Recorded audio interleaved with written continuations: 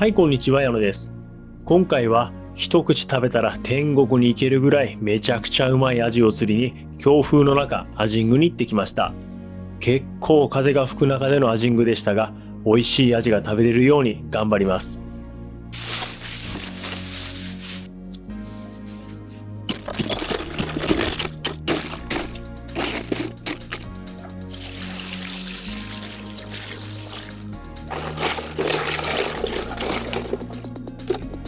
今回使用するタックルはロッドがアジドー 5G S622L、 リールは19番機種 C2000 のハイギア、ラインは超高感度なシンカーアジング 0.2 号にリーダーはプロロの1号、飛び道具は月下美人のタングステンシンカー、ジグヘッドは究極の刺さりを追求したレンジクロスヘッド、ワームはイージーシェイカー 2.5 インチ。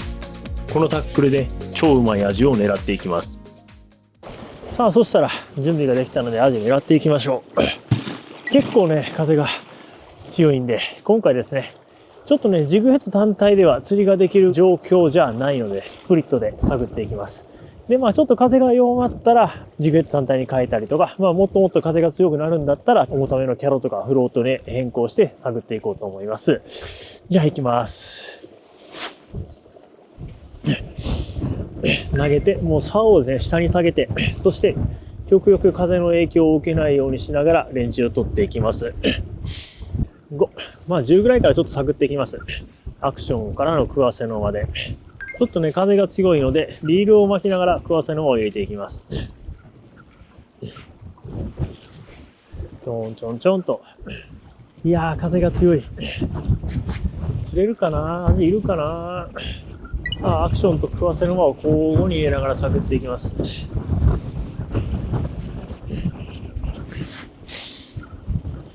うまかったね。ちょっとレンジを入れます。1、2ということです。さっき10だったね。次15ぐらいレンジ入れて探っていきます。とりあえずちょっとアジがですね、どのぐらいのレンジにいるかわからないので、どのぐらいにいるかなということで、ちょっと小刻みにレンジを刻みながら、おっとっとっとと、探っていきますと言ってたら、ファーストホールでひったくってきましたね。どこにかかってるかわからないんで、これはちょっと、お祈りします。いいところにかかって、バレないでくれーとお祈りです。よいしょ。ちょっと重たいな。よいしょ。いいサイズ釣れてくれました。27、8ぐらいのサイズですね。ファーストホールで、キュイーンと持ってってくれて、ラッキーでした。上顎のところにいいところにかかってますね。ラッキーでした。どうしてもファーストホールでアジが持っていったら、かかりどころがどこになるかわからないので、結構ちょっとお祈りしないといけなかったりするんですが、運よくいいとこかかってくれてました。じゃあ、一匹一匹締めていきます。エラの隙間からハサミを入れて、そしてバチンと切ってやる。そして塩棒に入れて、ジャブジャブジャブと揺すってやります。で、しっかり血抜きをしています。いや、でも綺麗に超えていて、美味しそうなアジですね。そして、針先をチェックして問題なかったら行きます。さあ、同じところですね、狙っていきます。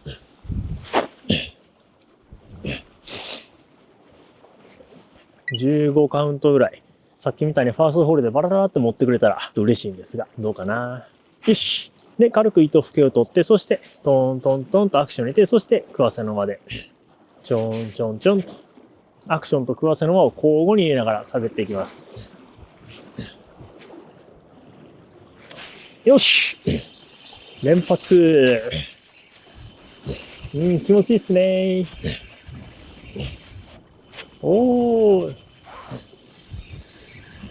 さっきと同じぐらいのサイズかな。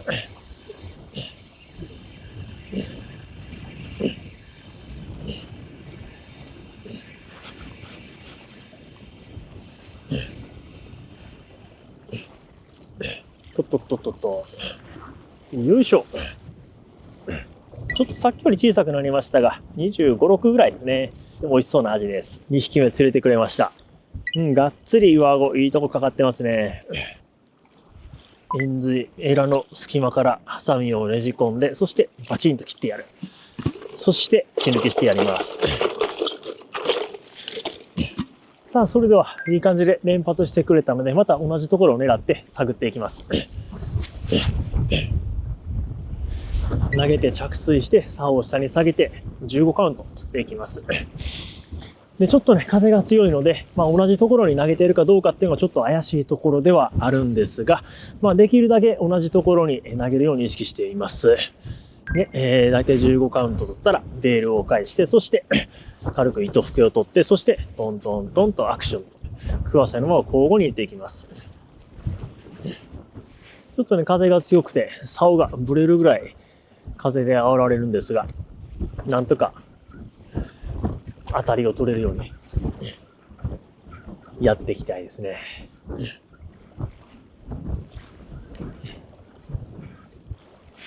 よし、オッケー。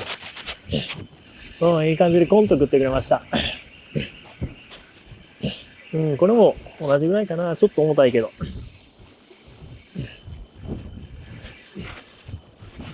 よいしょ。26、7ぐらいですね。美味しそうな味でまた連れてくれました。いや、なかなか風が強いですけど、このように連れてくれたら楽しいですね。まるっとして、しかも、上顎、いいところかかってますね。ちょっとね、手袋忘れて手がめっちゃ寒いですが、手の感覚なくなってきて、なんかトングで味を挟む力も超弱くなってきてますが、落とさないように締めていきます。よいしょ。これ丸々して美味しそうですね。で、針先チェックして問題ないんでいきます。よし。投げて着水したらもう竿を下げて、極力も風の影響を受けないようにやっていきます。いや、鼻水も出ちゃいますね。いやー、結構冷やいな。愛媛では寒いってことを結構冷やいって言いますね。これ伊予弁ってやつなんですが。たまに寒いことを冷やいって言ったら、県外の方には、何言ってんのこいつみたいな感じで見られることあるんですが、結構伊予弁では。愛媛の方は結構言うのかな。寒いことを冷やいって。それを置いといて、ちょんちょんちょんとアクションと食わせのまま交互に入れながら探っていきます。よし。連発。これも同じぐらいのサイズかな。よく引きますね。よいしょ。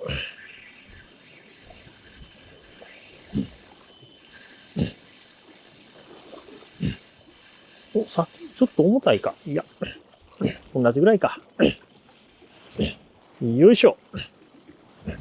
ちょっとだけ1、2センチ上がりましたね。28、9ぐらいありますね。これもでっぷりして美味しそうです。よし。トングで掴むときはこの頭の下あたりを掴むとがっちりと挟みやすいです。これも上顎がっつりかかってますね。そしてワームはイージーシェーカー 2.5 インチ使ってますが、いや、やっぱね、このイカの匂いのワーム超釣れますね。めちゃくちゃ綺麗な味です。一匹パツンと締めていきます。そしてジャブジャブっと揺すってしっかり血抜きしてやります。美味しそう。そしたらいつも通り針先をチェックして、そして問題ないんでいきます。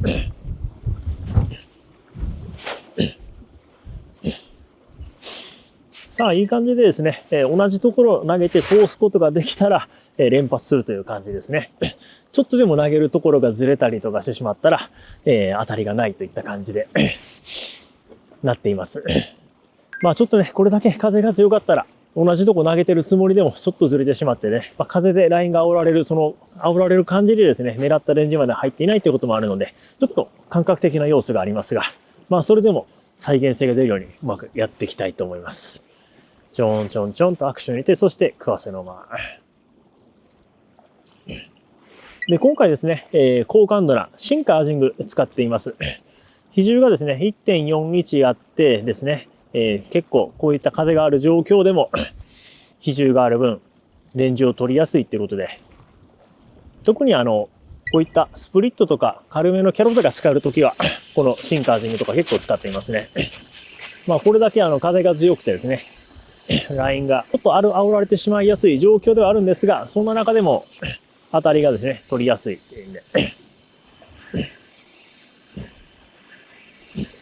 そして、ライン自体にね、伸びがあんまりないので、引きもですね、結構ダイレクトにきます。よいしょ。これも同じぐらい、28ぐらいですかね。いいサイズ釣れてくれました。いや、連発っす。で、このエラの下からハサミをスッと入れてやって、バスンと切ってやる。そして、ジャブジャブジャブーっとしっかりと締めてしてやります。そして、ちょっとワームがボロボロになってきたんで交換します。さあ、ワームを新品に変えてきました。いい感じでイカの匂いがついてます。さあ、釣れるかな。さあ、同じようにですね、もう投げてレンジを取って、アクションと食わせ沼を交互に入れながら探っていきます。スプリットでもキャロでもですね、基本的にやることは同じで、投げてレンジを取って、アクションと食わせ沼を交互に入れるという釣り方で探っていきます。特に難しく考えないことですね。よし。そしたら、探っていきます。ちょんちょんちょんとアクションを入れて、食わせ沼。アジが捕食しやすいタイミングを作ってやることで、当たりを構えやすくなりますし、って言ったら、食ってくれましたね。もう食わせ沼のタイミングでコンと。これも、よく引きますね。面白い。25、6ぐらいかな。重さ的に。よいしょ。もうちょっとあった。これもですね、いいサイズです。美味しそうなアジ釣れてくれました。このサイズやっぱまとまって入ってくれてますね、胸で。パターンも掴んで、連発です。プツンと切って、そして、血抜きしていきます。さあ、そしたら、だいぶね、連発して、もうパターンも掴んだので、あとはですね、もうひたすら同じことを繰り返して、そして数を伸ばして釣っていきます。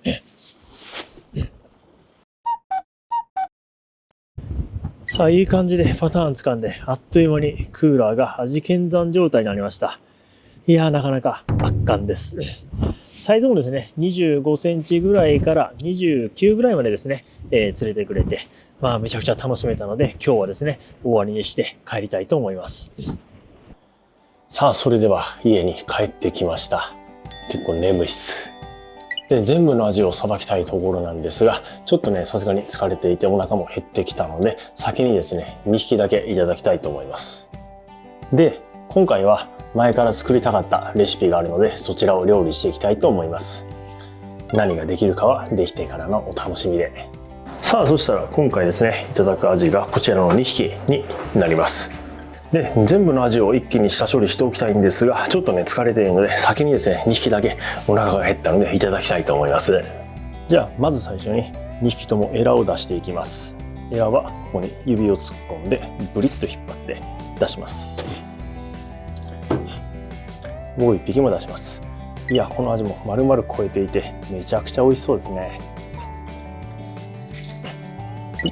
簡単に指で取れます。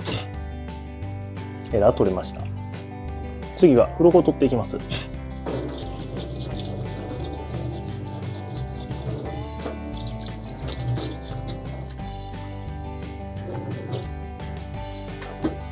そしたら3枚におろしていきます。で、今回もですね、内臓を出さずに3枚におろす方法でやっていきます。まず最初にこの頭の下部分に切れ込みを入れます。内臓の方には包丁を入れずにこの部分に切れ込みを入れます。そして反対側も同じように切れ込みを入れます。このような感じで切れ込みが入りました。そして背中側から軽く包丁を入れて皮だけを切ってやります。そしてお腹側も同じようにスッと軽く包丁を入れて、そして皮だけ切ってやります。特にこの内臓の部分は包丁を深く入れすぎると破れて内臓が出てしまうので注意が必要です。で、片面できました。そして反対側も同じように背中側からスッと包丁を入れてやって皮だけ切ってやります。そしてお腹側も同じようにスッと包丁を入れて皮だけ切ってやります。これで両方できました。ここで皮を剥ぎます。背中側のこの部分、ここの皮を掴んでやって、そしてビリビリビリっといきます。ビリビリビリと皮剥げました。この方法だったらお腹周りの肉が皮につきにくいので結構簡単に皮が剥げます。そして、反対側、背中側から包丁を入れてさばいていきます。背骨に当てながらで、あばらを吸い切りながら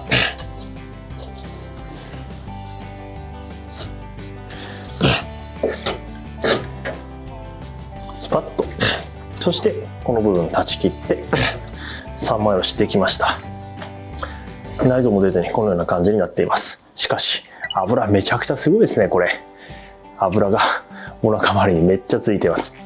もう手もテカテカギトギトです。反対も同じように背中側のこの部分の皮を掴んでやって、そしてゆっくり引っ張ってやります。そして皮が取れました。で、背中側から包丁を入れていって背骨に沿わしながら切っていきます。で、頭のところまで来たらひっくり返して、あばらをすきながら入れるイメージでこちら側から包丁を入れていって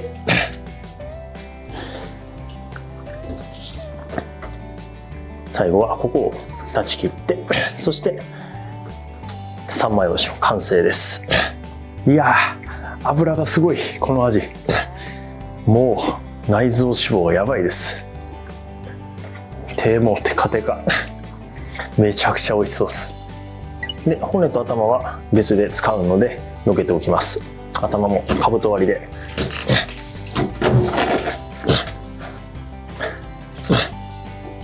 真っ二つにしておきます。そして頭と骨は先にコンロで焼いておきます。そしてその間にあばらをすいておきます。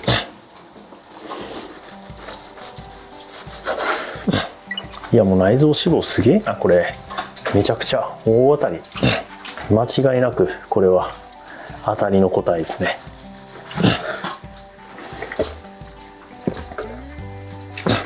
アジは釣れた時のコンディションによって結構味が変わるんですけど、これは間違いなくめちゃくちゃ美味しいはず。で、今回は骨抜きで血合い骨取っていきます。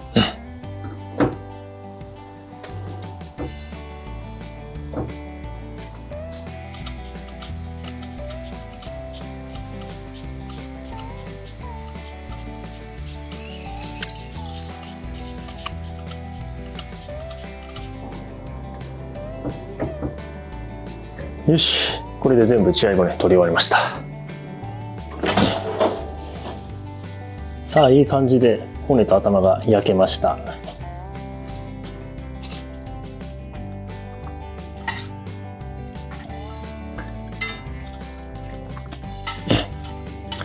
で、焼いた頭と骨をベースに出汁を取っていきます。味出しのお汁もいい感じで出来上がってきたので、味噌入れていきます。味噌は愛媛県にある田中屋さんの味噌はめちゃくちゃうまいです。超おすすめです。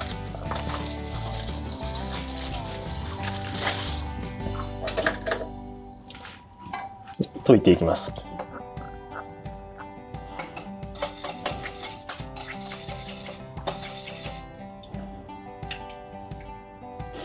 そしてちょっと味見。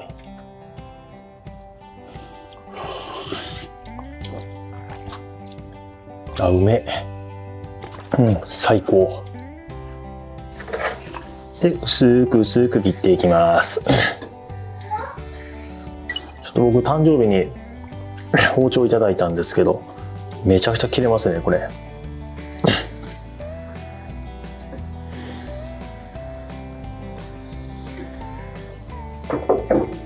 そしてご飯に盛り付けていきます。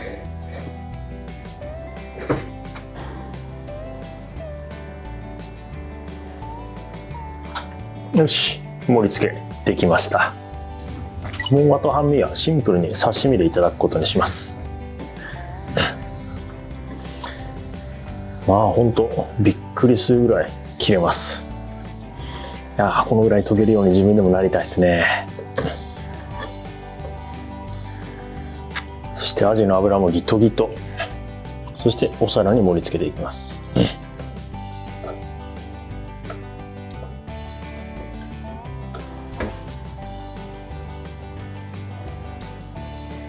アジの刺身の完成です。そして仕上げに先ほど作った味だしの味噌汁をかけてやります。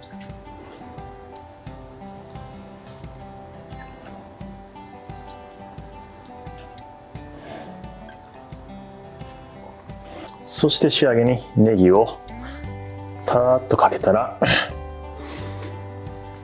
アジの猫まんまの完成です。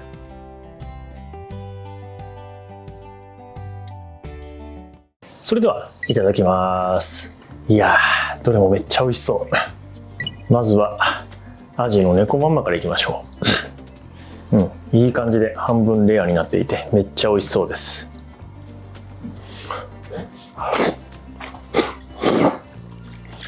これめちゃくちゃやばい。うますぎ。いや、アジの出汁の汁と上のアジの刺身がめちゃくちゃ合う。うわ、これはめちゃくちゃうまい。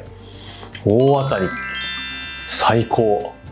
ちょっとね、こんだけ美味しいもの食べたら酒飲みたくなるので酒もいただきます。今回ね、雪すずめ酒造さんの純米吟醸、こちらにします。愛媛県の酒蔵さんですね。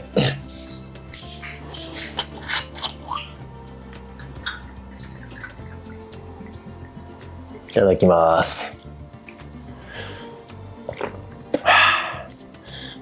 美味しいな、このお酒も。ちょうど中辛って感じですかね。もう一回アジの猫まんまいただきます。激うま。やべえ、めちゃくちゃテンション上がるこれ。よし、じゃあ次刺身もいきます。うわ、油がすごい。油がドワッといってます。いただきます。うわ、刺身もめちゃくちゃうまい。いや、これはなかなかお目にかかれない味だな。ちょっと今回初めてやってみたんですけど、このアジまんま、いや、めちゃくちゃ美味しいですね。上のアジが美味しいのはもちろんなんですが、下の味噌汁もですね、アジから出汁を取っているので、もうアジの旨味がギュッと凝縮されて、それぞれの相乗効果で超うまいっす。で、味噌汁をさっとかけることでアジの生臭さも消えるのがいいですね。ちょっと刺身は苦手だよという方もですね、これ結構美味しく食べれると思います。で、刺身。油の入り方も綺麗だ。なんか油がコテコテに入りすぎているってわけでもなく、さらっとした感じの綺麗な油でうまいっすね。うまい。いや、やっぱこの瞬間最高。ちょっとね、お酒もおかわりします。これやばい、酒が止まらなくなるってやつですね。最近ちょっと大きい瓶を買ったら飲みすぎてしまうので、今回ですね300にしました。これだったら飲み切っても300ミリで2合もないぐらいなんで控えめにしております。ご飯にまでアジの旨味が染み込んでる。いや、アジまんまも一気になくなりそう。箸が止まらねえ。これぞザ・飯テロってやつですね。いや、これでぜひこういった味みんなに食べてほしいですね。これは大当たり。箸が止まらねえ。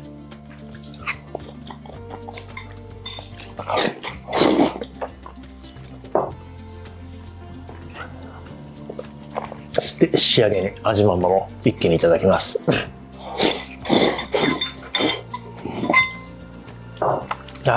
めっちゃうめえ。いやー、最高の晩ご飯でした。いやー、眠気も一気に吹き飛びましたね。それではごちそうさまでした。さあ、ということで今回は結構風が強い中のアジングからのアジマンマの調理と実食動画をお届けしました。